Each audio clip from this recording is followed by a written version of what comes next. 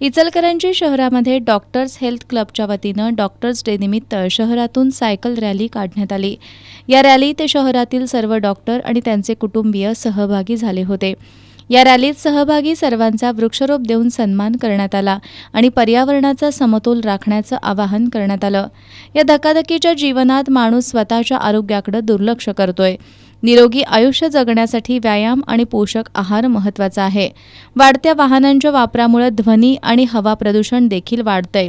त्यामुळे आवश्यक तिथे सायकल वापरण्याचा संकल्प प्रत्येकाने करण्याची गरज यावेळी व्यक्त करण्यात आली।